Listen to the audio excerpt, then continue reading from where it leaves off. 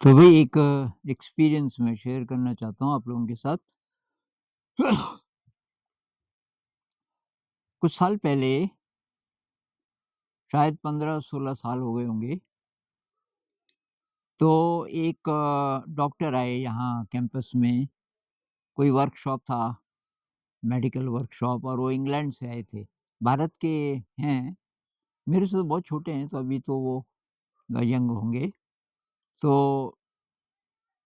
कोई वर्कशॉप वगैरह रहा होगा, उसमें पार्टिसिपेट करने आए थे।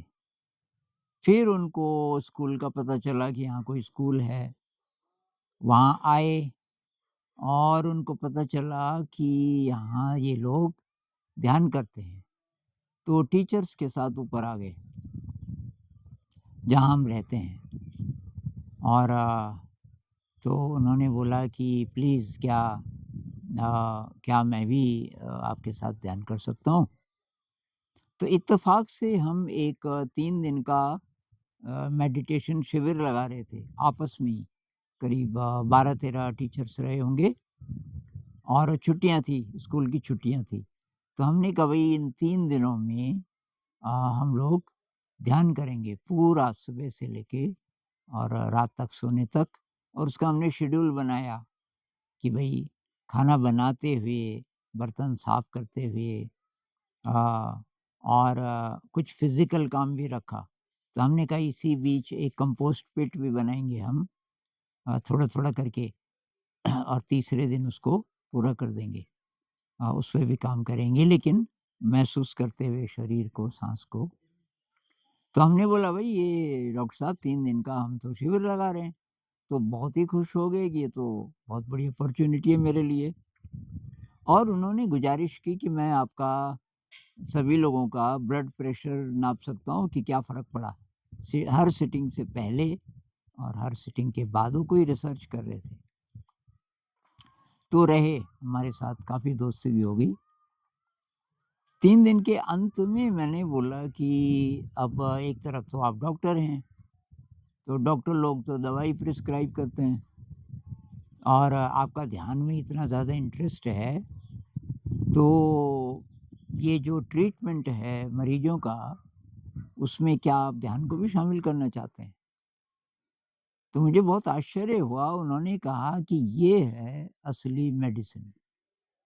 जो मेडिटेशन है, वो असली मेडिसिन है और लगभग किसी भी और मेडिसिन की शायद ज़रूरत नहीं है। बहुत कम, बहुत रेयर कोई मेडिसिन होगी जिसकी ज़रूरत पड़ेगी ओल्ड मेडिटेटर को, जो सीख गया, जिसका अभ्यास काफ़ी हो गया।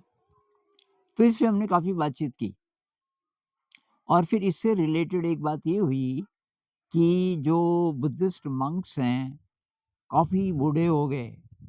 कोई-कोई 100 साल से भी ऊपर अगर आप धर्मशाला में जाएँ, तो 90 साल से ऊपर के आपको कई मिल जाएँगे जो कि बहुत हेल्दी हैं अभी।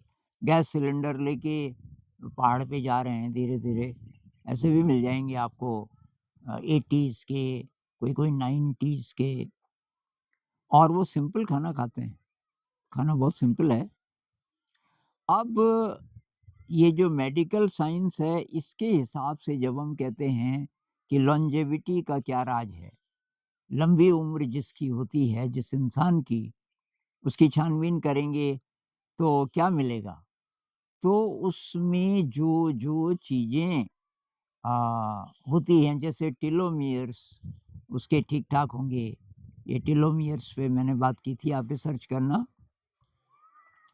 अ, और ये जो जितने प्रकार के ऐसे रसायन हैं जो लॉन्जेविटी के लिए रिस्पॉन्सिबल हैं, वो सारे उनमें पाए जाएँगे क्योंकि उनकी उम्र बहुत ज़्यादा है।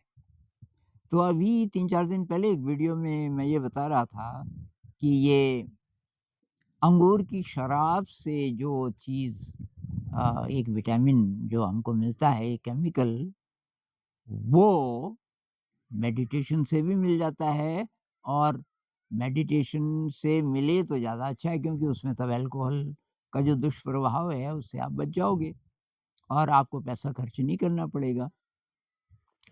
तो इसमें अब कुछ लोगों का मत ये होता है कि अजी फिर तो ये जो बिलियन डॉलर इंडस्ट्री है, जिसमें कि ये सारी चीज़ें बनाई जाती हैं आर्टिफ़िशियली, ये सेरोटोनिन से लेकर के आपका ये डोपामाइन है, गाबा है, ऑक्सीटोसिन है, इस तरीके की सारी चीज़ें, और बहुत ज़्यादा पैसा उस पे लोग लगाते हैं। तो भई वो इसलिए कि मेडिटेशन है ही नहीं समाज में। कितना प्रतिशत लोग डीप मेडिटेशन करते हैं? मैं स्ट्रेस मैनेजमेंट नहीं कह रहा। ये जो स्ट्रेस हो जाता है ख़ासकर स्टूडेंट्स को कि ये बहुत ज़्यादा स्ट्रेस है, अब उसके लिए मेडिटेशन कर रहे हैं। वो तो एक आप दिन भर तो स्ट्रेस पैदा कर रहे हो, ये पढ़ाई-लिखाई का, इसका, उसका, और आप मेडिटेशन से ठीक कर रहे हो, वो नहीं है असली मेडिटेशन। असली मेडिटेशन की शुरुआत होती है जब आप शांत हो, पहले से आनंदित हो, अब आप ध्यान में बहुत गहरे जा सकते हो। अब आपने ध्यान में गहरे जाना शुरू कर दिया। अब कई महीने बीत गए, कई साल बीत गए, धीरे, धीरे, धीरे आपको उसका असर महसूस होने लगेगा। अपने शरीर में, अपने मन में, अपने इमोशंस में, और तो तब ये चीज़ें बननी शुरू होंगी।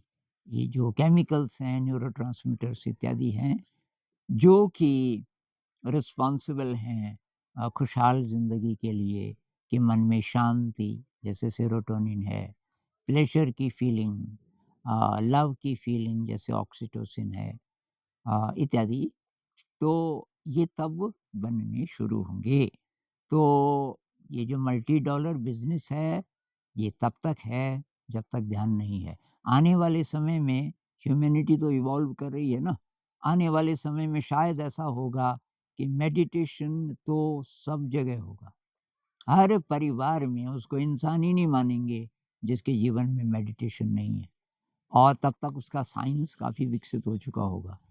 तब मेडिसिन का रोल बहुत बदल जाएगा और कुछ और प्रकार की मेडिसिन्स होंगी, और बहुत ज़रूरी होगा तभी मेडिसिन लोग लेंगे, क्योंकि ज़्यादातर चीज़ें उसी से हो जाएँगी, मेडिटेशन से।